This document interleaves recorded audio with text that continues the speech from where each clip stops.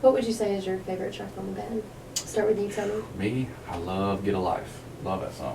Get a Life. Tell me what that song means to you.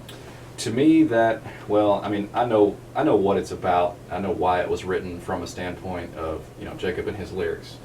I know why. But as it pertains to me, it's about getting the life that you want. Each of us, every day, we go to work, to jobs that, we're happy with. We like going to those jobs, but it's not the job for us. This is the job for me. And whenever I think get a life, I'm like, get that life that you want. It's not just get a life, it's get the life you want. What is the life that you want, Tony? What do you see for yourself? What kind of life do you see yourself in, say, 5 to 10 years? Right now I've got a wife, I've got a daughter, and I have another one on the way. Don't know if it's a boy or girl, supposed to find out next week. But I mean, ultimately, I want to wake up to my wife and 2 children every day and say, hey, I'm about to go to sound check. We'll see you at the show tonight. And that's what I want to do for a living. I do the studio very often. That's one of my main things is the studio. But ultimately, I want to get up. I want to go to work and see these dudes' faces every day and every night, and play with them until I can't play anymore.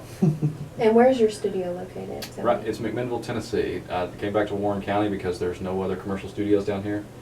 And I decided to pick up and move from Murfreesboro, which is one of the largest markets in the world, to be able to plant what I consider planting the seed, down here, so I can give these musicians down here an escape, so they can have a comfortable place to come to. I mean, you've been here before. There's a lot of people that are coming in and out here to the studio, and they say the same thing. It's just the nice atmosphere. Craig and I, we started this together, and we decided to do all these renovations and stuff and get it where people need it. Craig Hollis is your assistant producer, right? Yes, well, he's an engineer on his own. Okay. Basically, him and I, we started this studio. I have people in here. He brings people in here.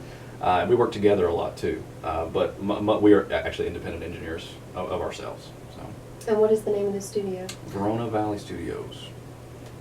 Okay, is there a way for people to find the studio and also the band? Yeah, the studio, well, the page, it's me as an independent engineer. You can just type in my name, Tony Grissom, on Facebook, and it'll actually show you where my page is, to where it can take you there. Of course, the studio itself is Verona Valley Studios. It's not necessarily based around the studio.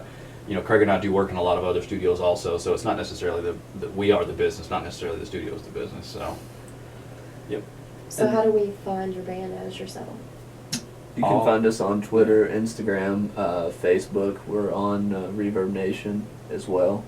If you're looking for the music specifically, you can find the music on any online retailer, whether it's Spotify or RDO or Apple Music or Amazon Music or even iTunes as well. If you're looking to buy, it's Amazon and iTunes mostly. Okay, and Jacob, which is your favorite track on the album? I'd have to say The Pain. Yeah. It really, I don't know. I tried to go off and do an acoustic thing for a good while, and that's all fun, writing soft love songs, for the ladies and all that good stuff. But at the end of the day, I love getting on stage and just wanting to destroy my guitar, because you're just letting out so much energy, and it's endorphins being released constantly for that 30 minutes, an hour, 4 hours, however long you're on stage. So The Pain to me is the hardest on the record, and yet I don't know, what I wrote it about will always, hit home, and I love rocking out. So tell me more about the heart of the song. What were you feeling whenever you wrote it? A lot of the songs I write are about relationships, as of most songs these days. But I kind of felt like I was being shackled down and watched over constantly. Like I was almost like being stalked and owned. So tell me about how long you've been playing guitar and singing. I've been playing guitar, let's see, 12, 13 years now. Mom said I was singing before I could form full sentences. I think longer than 12 or 13 years. Maybe longer. You gotta think. I mean, just 10 years ago, you were 17. Yeah, 13, 14 years. Yeah. And then singing, I've been singing all my life. I just always liked to do it, you know. And I grew up. My mom grew me up on a really weird genre. Like I'd go from Travis Tritt to Def Leppard, so I was getting a little bit of everything growing up. My mom like shed a lot of really good light on me. I'll always have mad respect for country, but you know I'm a rocker. I grew up in Georgia. I moved here in 4th grade, and I got my first guitar in 8th grade. And before then, I did just sing to the radio. You know, I didn't sing in the shower. Who bought you your first guitar? I bought my first guitar with every bit of birthday money that I got. That was my only present, but it was the best present I've ever had. What about you, Craig? How long have you been playing bass or guitar? I've Have been you always playing- played bass? Or? I actually play 3 instruments. I play bass, mandolin, and guitar. But I've been playing bass for about 5 years. I've played guitar for about 10 or 12 years. It's always been kind of similar to Jacob. I think I grew up just singing songs and making my own melodies up and doing that whole thing. And it's always been a process. I grew up kind of like Jacob with a varied musical experience. My mom was much more into the Temptations and Three Dog Night and that kind of feel to it. A lot of Motown music was always playing in the house, and so I grew up with a very, very thick, older, I guess, music set. But then as I got into high school, these friends of mine played me rock music, and I was like, oh, I like that a lot. You know, I think I'll go that direction. You know? What has inspired you musically? Yeah, I think the band that's inspired me the most lately has been a band called Brand New. What Jesse Lacey, which is the principal songwriter and lyricist for them, what he's been doing lyrically, and then what the band itself was doing musically right now, I think is really pushing things. And just have mad respect for what they're pulling off right now. Okay, and tell us more about like what has inspired you whenever you were younger, growing up. Yeah, younger, it was always, like I said earlier, it was always the older stuff. Mom always had records on. That was one of the things we did before bed, was we'd put a record on and just kind of turn the lights out, and listen to all these records. And it was always Three Dog Night and the Temptations and Creedence Clearwater Revival, and just bands that I guess everyone sees as classic bands is what I grew up with. Okay, and Craig, tell me more about the album. What is your favorite song on the album? My favorite song, I really do think, is Storms and Rain.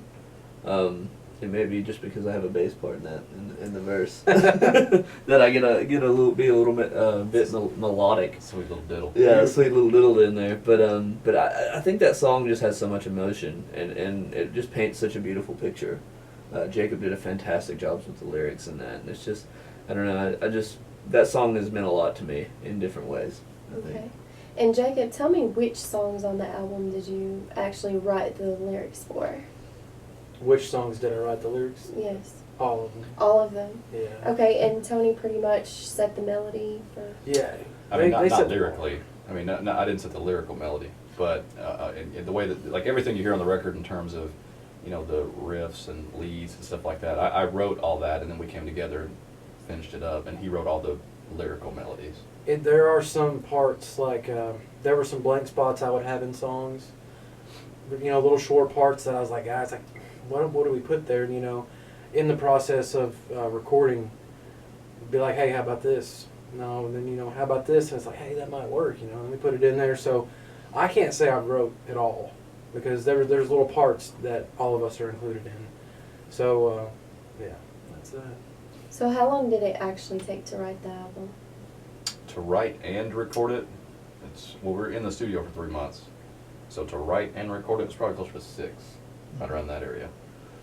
You know, we finished a lot of the stuff in the studio. Like if we had, like he said, like a couple little blank spots, it's like, okay, well let's get you in the vocal booth and we'll try and, you know, work a couple things out just to see if it sounds good. You know, it usually come together pretty quick. But I mean, the entire process is about 6 months. And that just because there's 6 songs on the album doesn't mean that's all that's been written. Right. So 6 months, sometimes that some bands take years for albums, but we work together so well. It's like we're meant. Like when I went away, it was not the same without, Tony. It's before I got the pleasure of meeting Craig, but it's like it wasn't the same. Nothing was the same. I played in one other band, and I just didn't feel right. So when we get together, we're usually pretty good about pumping stuff out. So, Amazing. Yeah. So tell us more about some of the other songs on the album. We've got Against It All. Tell us what that means to you. Sometimes, a lot of times in life you're faced with occurrences where you don't know how you don't know what to do. Of course, that's every day, and there's times where you feel overwhelmed, like everybody's against you. So how can you overcome that? In this instance, once again, I refer to relationships. I felt, it's just about a time where I felt like everything was against me, and there was no way I could come through and make it work. Although I deeply cared about this person, and still do.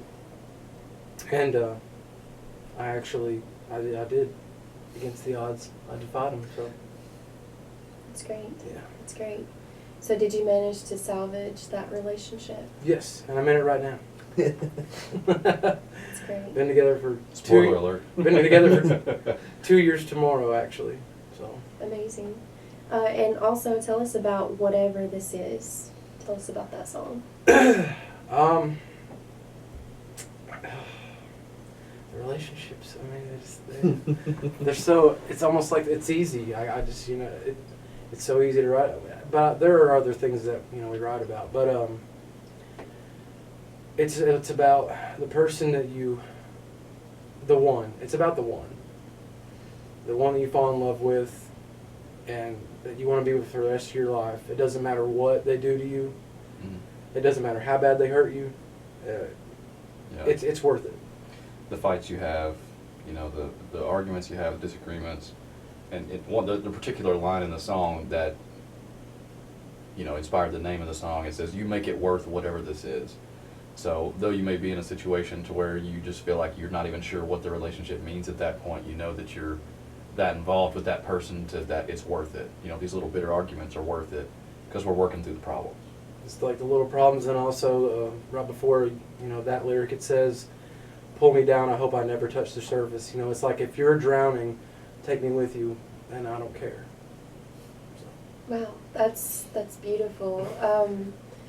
As a lady that, this is a real man right here. This is Jacob Roper, everybody, and Tony Grissom and Craig Hollis. Y'all both have beautiful women. Tell us more about the whenever y'all were actually filming the music video for Rise of the Flatline down there at the V in McMinnville. The music video we actually shot completely ourselves. Tony shot several of the shots, and then my girlfriend Samantha actually shot several of the shots.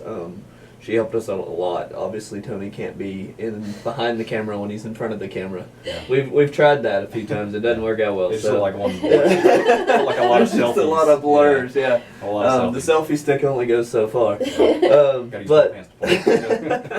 But yeah. So Samantha helped us actually physically shoot the video, and Tony and myself, and I think a little bit of all of us actually kind of came up with the plot line. We just really wanted to we wanted to put out there the show that we put on. We know we put on a killer live show, and so we wanted the video to kind of represent that, and just kind of take it from that angle.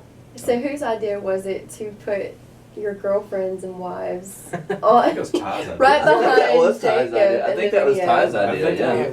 I think I said something like, my wife's name is Kayla, and I said, "Kayla, hold this guitar," or something like that while I was doing something else. And she probably put it on as a joke, and then I think Ty said something about it. They're like, "Hey, we should have all the wives in there." I'm like, "That'd be cool." Yeah. So it's kind of impromptu, but yeah. It was kind of a thrown together idea. So this music video can be seen on YouTube, correct? yeah, you can find it on YouTube, and it's actually been shared by. And we're huge in Russia right now. Yeah. For some reason, I've had a lot of Russian guys get with us lately, and they're like, "Hey, we love your music. We want to put it on our, on our websites and stuff like that." And they're like, you can't read it because it's in Russian, but I promise you it's good, you know, stuff like that. And I'm like, Yeah. sounds good to me. I've always loved Russia. So our first world tour will probably start there. Russia. We'll start there. Amazing. Yeah.